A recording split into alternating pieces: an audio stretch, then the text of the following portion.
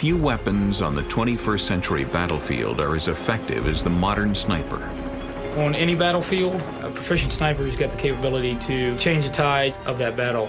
Now fielded by every branch of the U.S. Armed Forces, from the Army to the Marines, Coast Guard, and Navy, these elite warriors continue to prove their value in modern conflicts. No shot is the same shot, so you have to be prepared for every shot. This four-part series looks at how the role of the sniper, their tactics and technology are changing to effectively combat everything from insurgents to pirates and tribal warlords. You can't just stamp out a sniper. These professionals are highly trained, infinitely adaptable, and amazingly precise. They are today's modern sniper.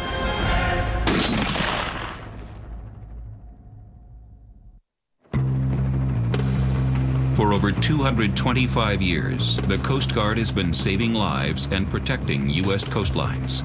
This highly adaptable branch of the U.S. Armed Forces fills roles in search and rescue, law enforcement, military, and homeland security, all with only slightly more members than the New York City Police Department. With the launch of the war on drugs, the Coast Guard intensified its counter-drug activities and utilized its assets throughout the Caribbean and Pacific Ocean to help slow the flow of drugs into the United States. To aid in this mission, the Coast Guard has recently implemented an unprecedented tactic that has led to incredible success. They use airborne precision marksmen from the Helicopter Interdiction Tactical Squadron known as Hitron. These highly trained marksmen account for 10% of drugs seized in the United States. And though they have fired thousands of rounds on missions, their targets are not human. Instead, the gunners fire their weapons with surgical precision to disable the engines of drug-running boats. This new tactic has proven incredibly successful and is now one of the most effective means for stopping drugs from reaching U.S. soil. When we train and qualify our personnel, we're saying that our gunners can hit an engine block, which is about 16 inches by 16 inches. We're gonna hit that every single time, and we're not gonna unduly endanger the occupants of that vessel. It doesn't matter where it's riding, how fast it's going, where it's maneuvering. We're gonna put our aircraft and that gunner in a position to safely and effectively take that shot. The Coast Guard's tactics and technology have evolved to a level of sophistication rivaling those of the world's most modern military units, allowing them to take down smugglers with the least amount of force possible. But smugglers continue to up the ante with methods of eluding Coast Guard assets to deliver their products to U.S. soil. With the war on drugs in full swing, the new breed of smugglers, known as narco-terrorists, have begun using a variety of methods to get the product from South America to U.S. coastlines. It is a constant cat and mouse game between the drug smuggling cartels and obviously the forces that are out there to try to stop those people and that flow of drug traffic. So there's been many different avenues. Obviously, try to do it via air, and that has not been successful. Bringing it up over land is always going to happen. It's going to come through Mexico. But the one prevailing is that the maritime transport avenue is probably still the best overall way to transport drugs. And when transporting drugs by sea, narco-terrorists have found their most effective method is to use specialized high-speed boats named for their primary function. What really defines a go-fast is something with ample space to have a lot of storage. An open-hold vessel that goes, fast, pretty fast with multiple engines that exceed its normal, what its normal usage would be. The problem was, once a go-fast was spotted, it was very difficult to stop it, and smugglers easily escaped from pursuing Coast Guard assets. Our deployed helicopter crews would often find these go-fast type vessels that fit the profile. We were pretty sure they were smuggling drugs, and we had no way to stop, and so they'd get away. We'd try and track them, but quite often they got away. There's no way the Coast Guard cutter is going to interdict them, even if they sighted them. They could outrun them. And the only way that we could make them stop is whether they beach themselves on the shore, or they happen to run out of gas, but we just could not catch those vessels. The genesis for Hitron was the need to stop those go-fasts and give the cutters a chance to interdict the go-fast. One method used in ship-to-ship interdictions in the past was the use of disabling fire to the engine. The tactic proved highly effective on slow-moving vessels and allowed a cutter to use its weaponry to stop a ship without harming its crew. Of course, when dealing with boats that are 2 and 3 times faster than the cutter, this is impossible. But these methods were refined for airborne applications, and the Hitron test phase began. 1999 actually started the proof of concept. Assembled a group of 10 folks, 6 pilots and 4 aviation gunners. Encountered 5 go-fasts during the test and evaluation phase, and they stopped all 5. Prior to that period, the cutters, their small boats, and our aircraft weren't able to have even close to that success rate. With the helicopter being able to shoot from it and be able to stop the engines, then they can stop it on scene without us being within 50, 60 miles of it. So that's a huge force multiplier that bodes well for the Coast Guard and probably not as well for the illegal suspect. Of course, for a branch of the military who's best known for saving lives, a lot of controversy arose over the idea of arming helicopters. Firing weapons and firing weapons out of aircraft doesn't sit well with everybody. Everything we do has to fit a set profile, and we have a protocol that we follow to the T, because if we're successful, everything we do will end up in federal court. Those early Hitron pilots and gunners interdicted a total of 2,640 pounds of cocaine and 7,000 pounds of marijuana, together worth over $100 million. After their success, any naysayers with the Coast Guard were quickly silenced, and in 1999, Hitron made its first successful interdictions. The majority of what we seize is cocaine, and since inception, 358,000 pounds of cocaine. We've been very successful, and as a matter of fact, this past fiscal year, we've just achieved our 31st interdiction, our 31st bust, which makes that the most successful year on record for Hitron. Who you gonna call? Coke Buster. Yeah! The final phase of acceptance for Hitron came after the tragedies of 9/11. When the Coast Guard became a part of the newly formed Homeland Security Department.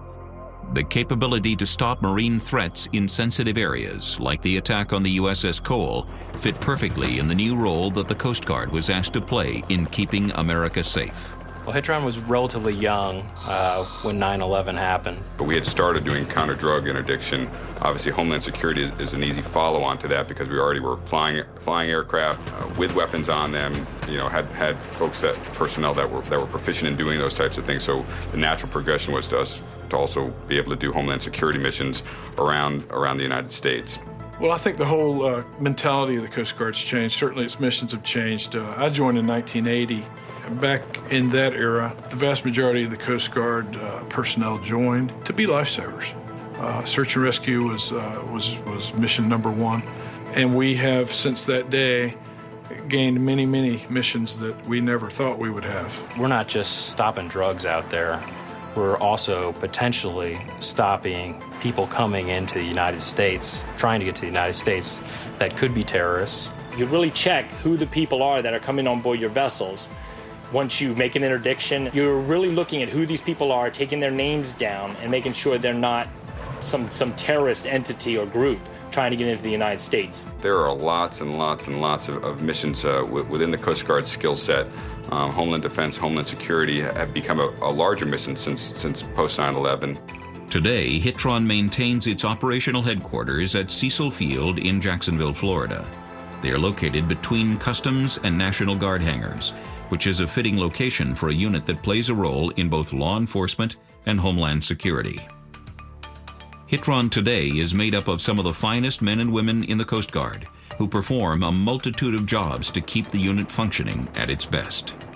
There's currently about 230 personnel assigned to Helicopter Interdiction Tactical Squadron Jacksonville. It's really, here at this unit, it's primarily broken down into 3 things: the aircraft and the folks maintaining the aircraft, the weapons and the personnel maintaining those weapons, and the boats and the people that drive and maintain those boats. Those all come together so that the pilots and aircrew can then get into those aircraft and go train on the exact mission that we're going out to fly.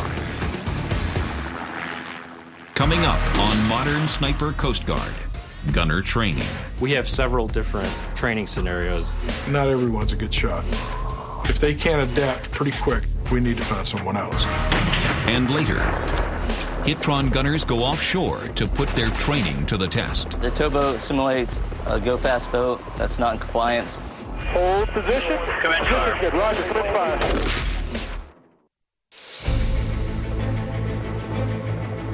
The Coast Guard has entered a new chapter in their history of keeping America safe. They have begun arming helicopters to stop unwelcome vessels from reaching our shores. Whether the boats are carrying drugs or terrorist weapons, these brave men and women risk dangerous conditions to make precision shots into the boat's engines to stop the enemy dead in the water.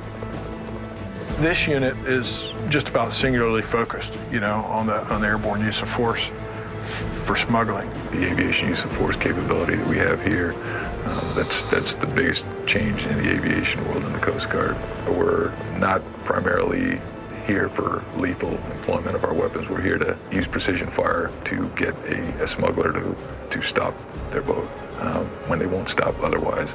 But taking shots on occupied vessels requires an amazing amount of skill by a gunner. And here at Hitron, gunner training never stops. I think that here you'll see that there's a lot of motivated people. I mean, the gunners here, they're working day in and day out. Every possible chance you need to be shooting. You own each one of your bullets. You will hit your target every time. That's what we train for our gunners. If you're not out fighting the fight, you're training. Hitron gunners are selected based on stringent criteria. To date, every smuggling vessel detected by a Hitron aircrew has been successfully engaged. In order to keep this perfect record, only the best and the brightest are chosen for this demanding position. Not everyone's a good shot. And if they're not, I don't want to say a natural, if they can't adapt pretty quick and qualify pretty quick, we found that we need to find someone else. Gunner training first begins on the ground, on flat ranges, where the gunners familiarize themselves with their primary weapons, starting with the Barrett M107. Primary weapon we utilize for our interdictions during disabling fire here at Hitron is the Barrett Firearms M107. It is a 50 caliber, short recoil operated, box-fed weapon. It is normally a sniper weapon, but here for its anti-material aspects.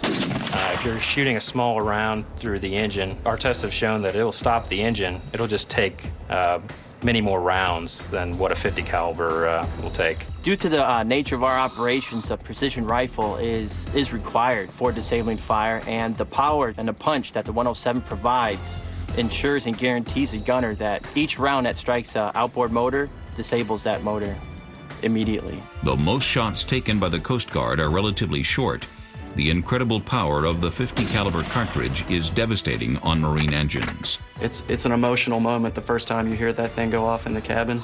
It's definitely something you'll never forget for the rest of your life. The power behind that weapon and what we're doing with that weapon makes this job what it is.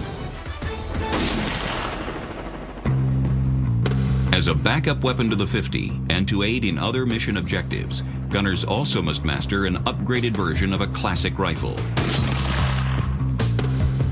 The M14 is a very reliable and solid backup to the 50 caliber. This is the Coast Guard's M14T EBR for enhanced battle rifle. The receiver of the weapon is the very common M14 that everyone's used to. What the Coast Guard has done to it is put a Sage International stock, which allows multiple accessories attached. The M14 was first used during Vietnam, but is still in use today as a sniper weapon throughout the armed services due to its power, accuracy, and blistering rate of fire. To help improve the marksmanship capabilities with the weapon systems, gunners have the choice between two state-of-the-art optics, the Schmidt and Bender scope and the Eotech holographic sight. The Eotech sight is a battery-operated holographic sight.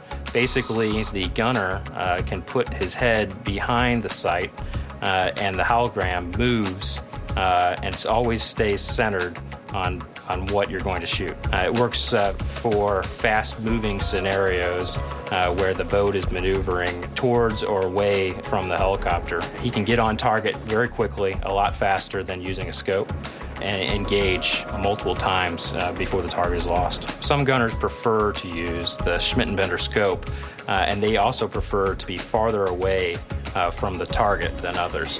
When the helicopter is farther away from the target, things seem to be moving a lot slower.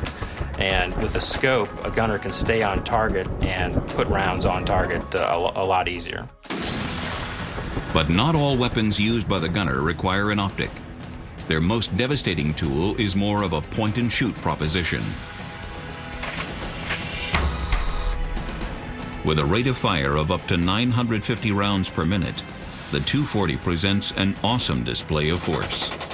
It does exactly what we want it to. It lets that TOI, that target of interest, know there is a law enforcement presence here and we want you to stop. The M240 is a machine gun.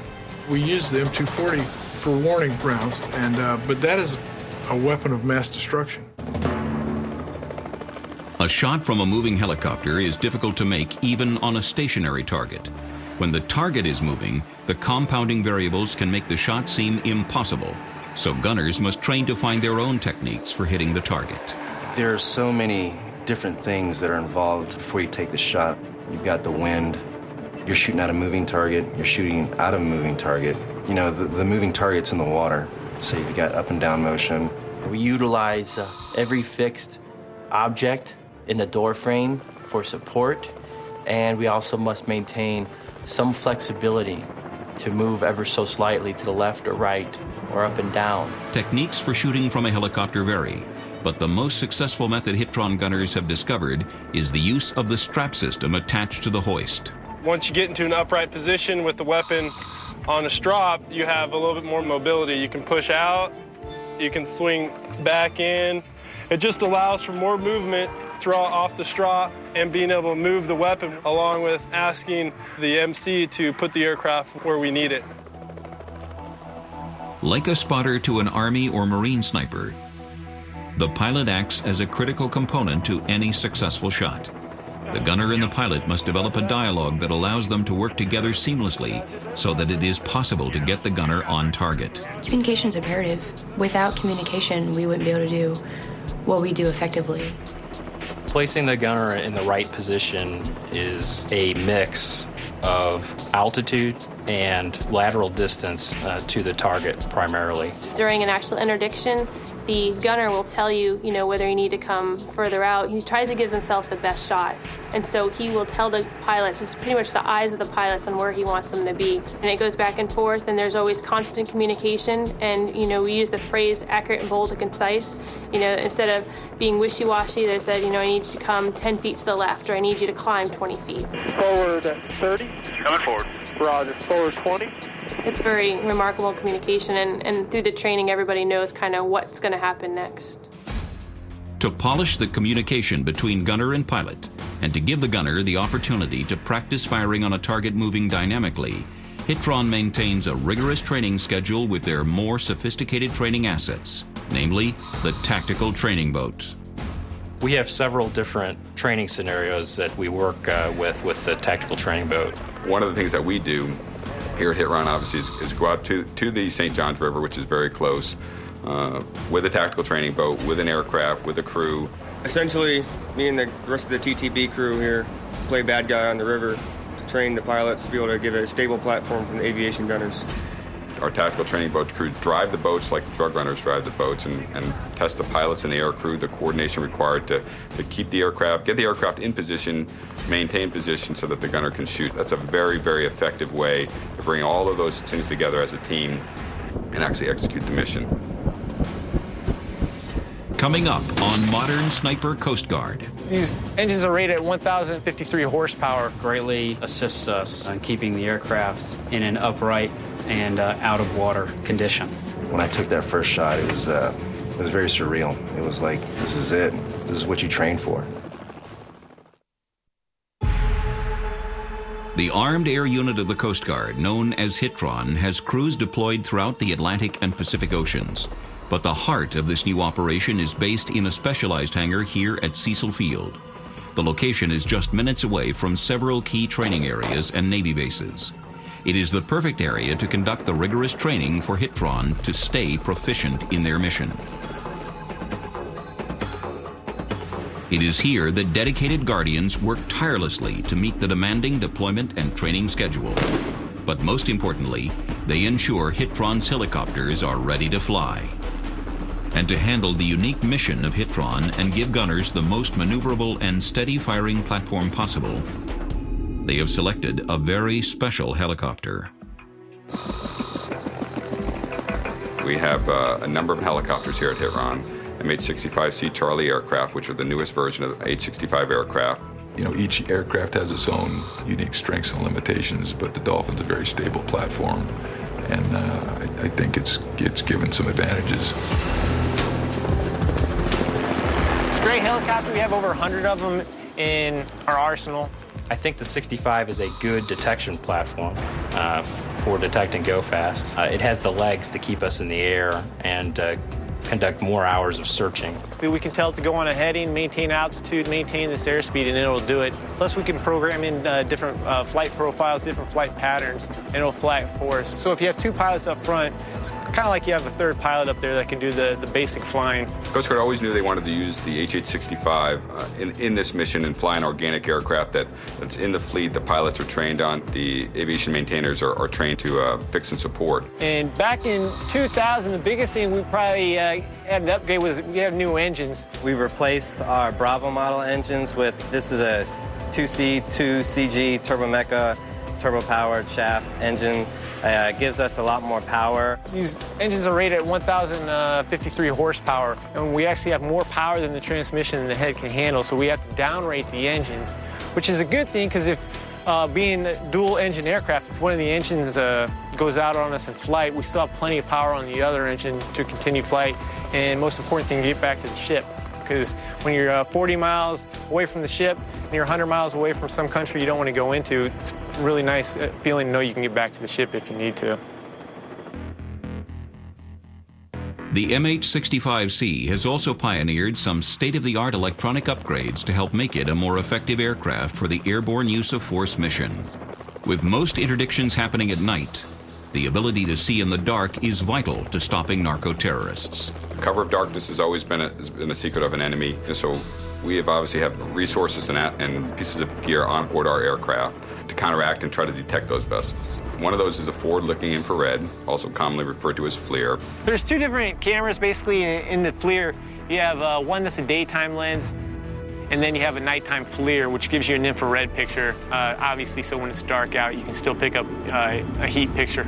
Before we make an approach to the vessel, our weapons will be out the door, and we'll place the FLIR on the vessel to determine the number of occupants that we can see, confirm if they're displaying a flag or markings on the vessel, determine nationality of the vessel, or also to display whether or not they're smuggling any kind of contraband. We have an operator in the back that enables us to be able to record what we see, and we use those images for case packages when we're prosecuting individuals that we do interdict.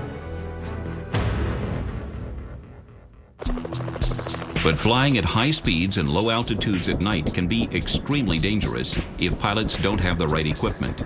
So these professionals use the most advanced night vision system in the Coast Guard that displays critical flight information directly into their night vision goggles. We fly with heads-up displays on the NVG goggles, which greatly assists us in keeping the aircraft in an upright and out-of-water condition. The technology having that you can know what your altitude is, you know what power you're pulling, and you know where your heading is at, you know how long it's going to take to get somewhere. But specifically, your altitude over the water is vital when you're doing these missions at night. So that capability has, I think, greatly increased the safety of our crews. Another critical component to completing this complex mission is the need for cutting-edge radio systems that can immediately communicate with Coast Guard assets all over the world. Coast Guard 6597, roger, you have permission. The MH-65 Charlie has additional radios and satellite communications capabilities that previous models didn't have. Now with satellite communications, I can be out in the Pacific and I can talk with our controllers, the ship's controllers even, that are in Key West. Coast Guard 6597. Advancements in technology are going to keep coming in the future, and put them right on Hitron Bird and keep going. For Hitron gunners to ever make it into position to take a shot on a go-fast boat, they must deploy with the true workhorse of the Coast Guard, the cutter. Cutters today play a vital role in projecting the power of the United States all over the world. With the addition of an air asset on the cutter, its capability is greatly increased. When we're on patrol, air assets are extremely important because they allow us to significantly increase our detection capability. It significantly increases our ability to see out. We are limited by the distance of our internal sensors. Having a helicopter allows us to project hundreds of miles beyond that, so we can cover a vast amount of area in a short amount of time because of the speed and height which an aircraft can attain. But aircrafts aren't the only way that cutters can reach out over the horizon.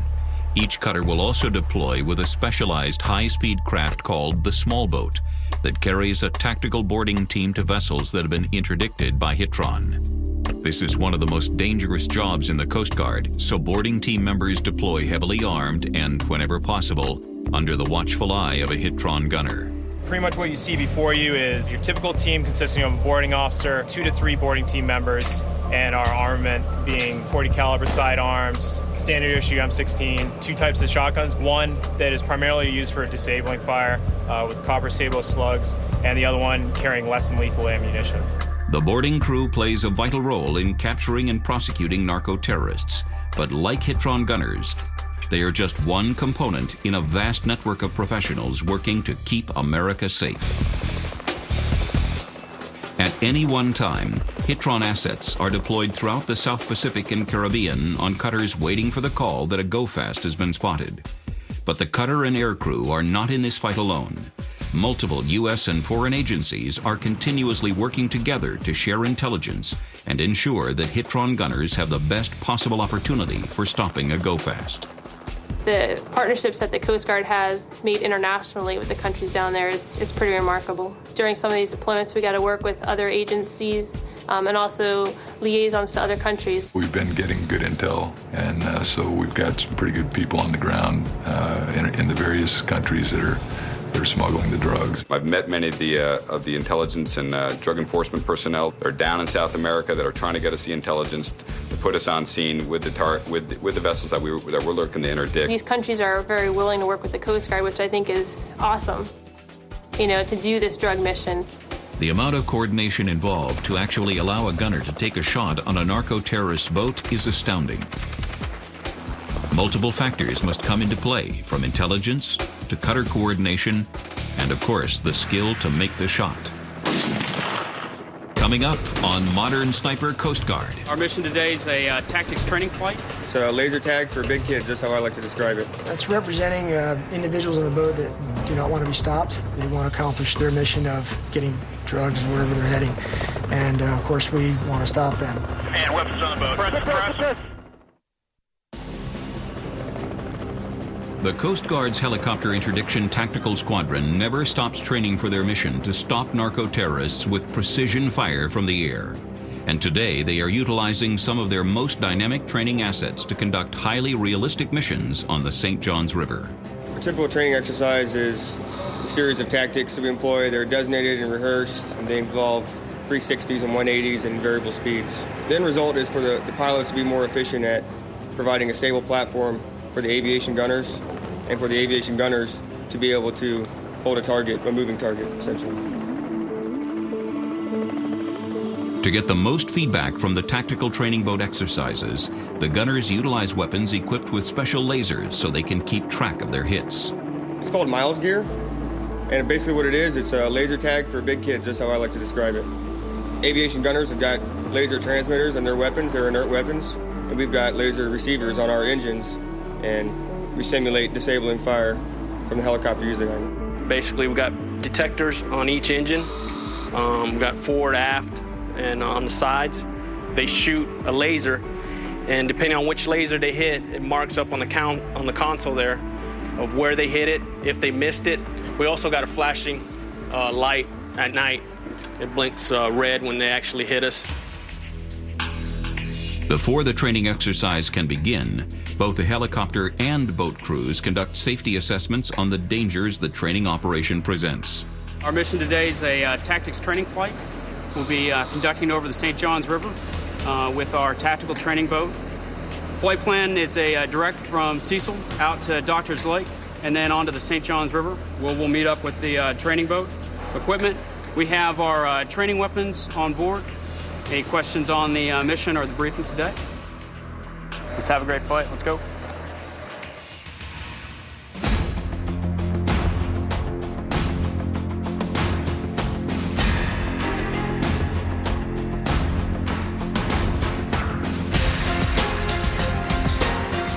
Needles are coming up matched.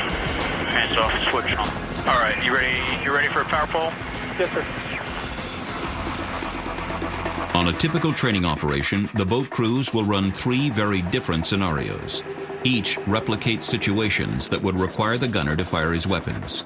The scenarios start off routine, but quickly escalate into more dynamic situations. Okay, so the first scenario we're going to do here, we're just going to have the boat keep going straight ahead the whole time, and then after that one, we'll be a little bit lighter, and then we'll move into a scenario where the boat can turn and maneuver a lot more. It makes it more realistic for our training. Okay, we have our target. Doors coming open. And if Anthony, if you'll take a close look on the FLIR, we'll help determine how many people are on board and if there's any packages or barrels on board. With the gunner observing the suspect vessel through the FLIR, the Hitron crew begins the first stage of a typical interdiction, known as the reconnaissance phase. At this point in the reconnaissance phase, he is gathering all the information that we need in order to conduct this interdiction. It has to be a go-fast type vessel. It has to be in international waters outside of territorial seas, underway, making way, suspected of drug smuggling activity, and the last one, and probably the most important, is it has to have no indicia of nationality, meaning it has no indication of nationality, and those are the things that we can use in order to conduct a right of visit boarding. When we're operating on the high seas, our primary job when we approach a vessel that we suspect of smuggling is to determine its nationality. We have to have legal jurisdiction and right to stop that vessel. To gain that authority to stop the go-fast, the crew reports the information obtained during the reconnaissance phase to Coast Guard Command and must receive the clearance to interdict, called a Statement of No Objection, or SNO. The gunner's setting up the cabin so that he can get the 240 in the door. Bringing the 240 out the door. With the 240 ready to fire warning shots, the crew prepares for the second step in the interdiction process, called the signaling phase. The first thing we do is we get our blue light on. It's like the police light. The second thing we do is we call them on basically what's an emergency marine band channel. And then the last phase, the last step of the signaling phase is the warning shots.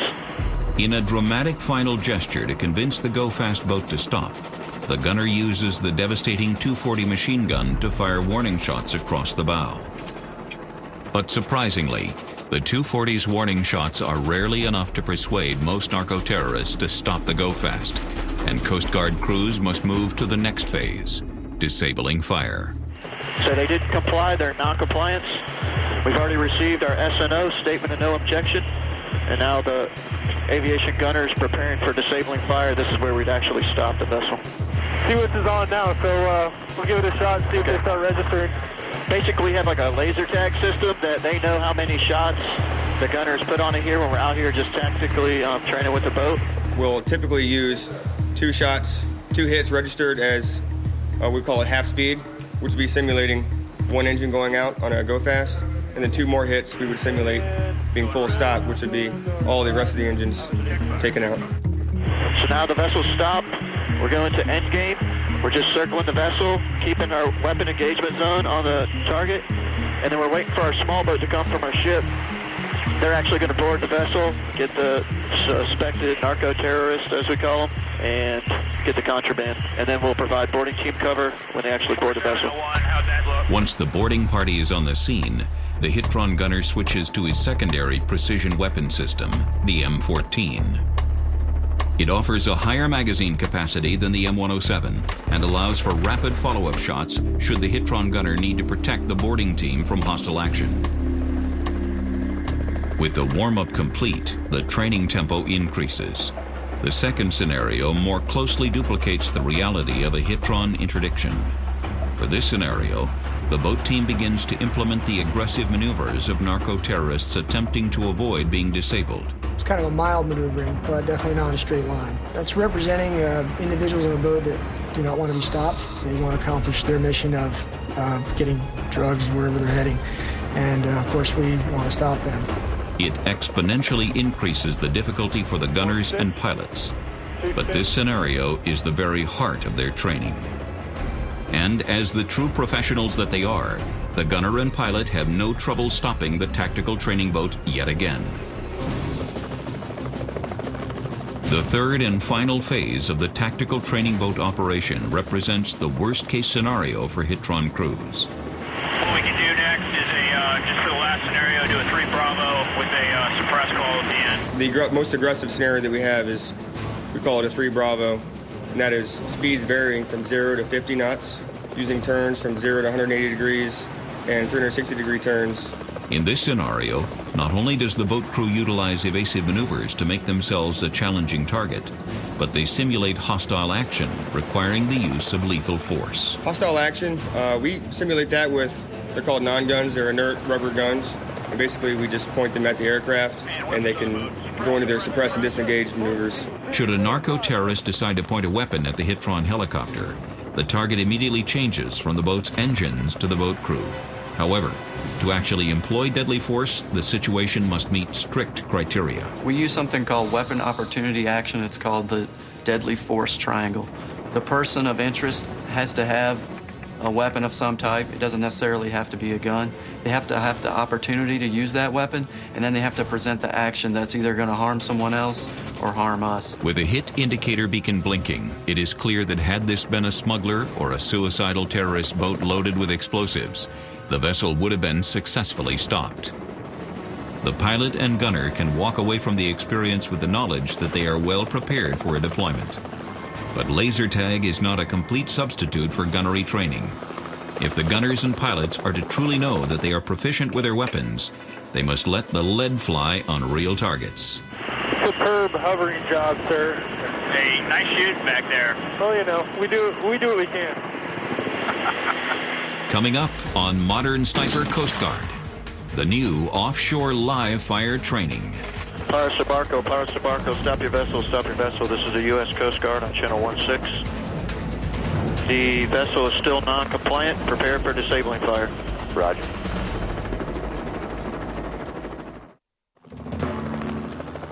When making interdictions on narco-terrorist boats, Coast Guard aviation gunners are asked to make one of the most demanding rifle shots imaginable. It takes a tremendous amount of training and dedication to the craft to make such critical shots under the extreme conditions interdictions present. Continuous practice is essential because in the real world, things change fast and there is no room for mistakes. I've been a part of 6 interdictions. I'd say one of the most memorable interdictions I've had was we get on scene and there's 2 go-fast for us running side by side. And for us, that's like a big deal. I mean, you're lucky to see 1, never mind 2 running side by side.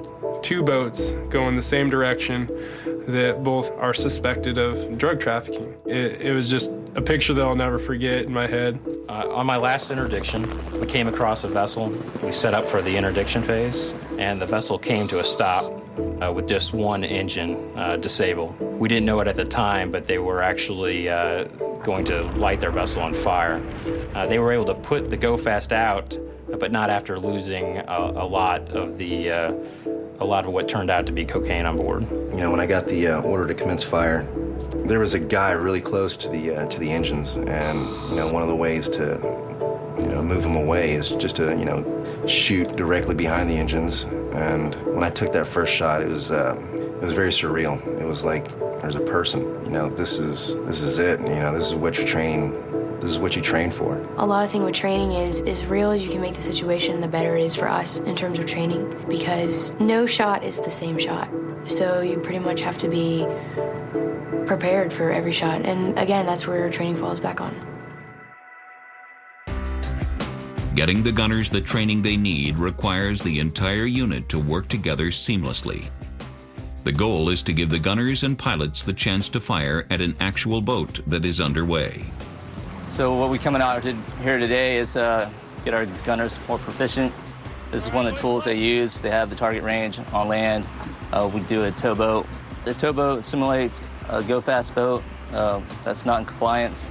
For their own safety, the boat crew lets out 1,000 feet of cord in order to distance themselves from the target boat. They tow it at high speeds through 5 to 8 foot swells in order to make the eventual shot that much more difficult. While the boat team prepares their targets and gets underway, the gunners must prepare their equipment. This is particularly important when setting up the cabin. They must have quick access to all their weapons, but also ensure they are secured safely. With the sea clear, the Hitron helicopter takes off and prepares for some highly realistic training. Before we go on deployment, we're flying with our pilots. We get comfortable with each other. It flows really nicely out there. Once the area has been cleared and the boat crew is safe, the training scenario plays out as an actual mission. The pilots and gunner want to practice every aspect of an interdiction, so they utilize the exact dialogue used during real missions. Okay, I got a suspected target of interest. It is seaward of territorial seas. It is a go-fast type vessel. It's currently at 1 o'clock. We're staying covert at 1,000 feet, making way, underway, refusing a lawful order to stop. It does appear to be suspected of drug smuggling activity, and there is no indicia of nationality. As a gunner, we need to be our heads on, it's got to be on a swivel. We got to know what's going on with the boat. We got to know what's going on with the aircraft. We got to know what's going on with our weapons, what's going on with the pilots. If there's a break in communication, then... Requesting an SNO for warning shots up and to including disabling fire. As the Hitron crew comes across the boat, they try to signal it in order to get it to stop. Power Sabarco, stop your vessel. This is the U.S. Coast Guard on channel 16. The boat has not responded to calls to stop. Okay, vessel is not stopping. Prepare for warning shots. Roger, ready out for warning shots. Forward 15. Forward 10. Forward 5, easy forward. Hold position. Position good, roger, commit fire. 1 stitch, 2 stitch, 3 stitch. Warning shots complete, on target. Stay on target, going around. Roger. The boat will not stop. The gunner must take out their engine. The vessel is still non-compliant. Prepare for disabling fire. Roger. The live fire training tests every aspect of the gunner's marksmanship skills and demonstrates how challenging firing from an aerial platform onto a moving target truly is. And you're ready aft? Ready aft for disabling fire. With waves moving the target up and down at random intervals, it takes the skill of a well-trained gunner to even have a chance at hitting the target. And I don't have the shot. Left pedal's coming in. Roger. And commence fire. Roger, commencing fire.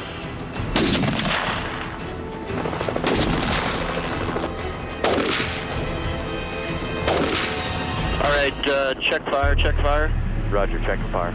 Amazingly, every single round fired hit the target.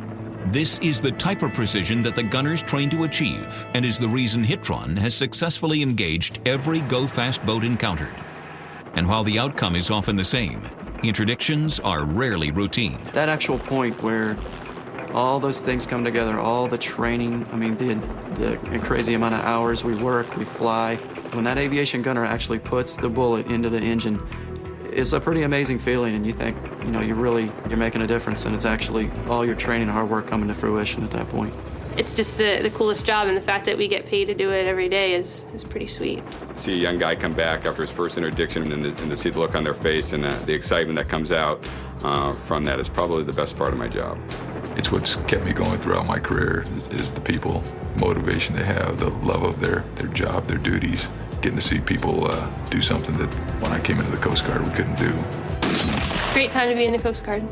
But as Hitron continues to maintain its perfect record, the cartels are always looking for ways to defeat Hitron's capabilities. Well, we'll always have to be poised and ready for the next new tactic that the drug smugglers use. They've done a lot of things over the past few years that I've been here at Hitron to try to counter us, but we've always been able to find something that will beat their system. I think they've shifted the way they've done business, and yet we've had a record because we've gotten better at doing what we do. Like snipers from other branches of the armed services, Coast Guard aviation gunners will always adapt to the new challenges their enemy presents and continue to play a critical role in operations long into the future.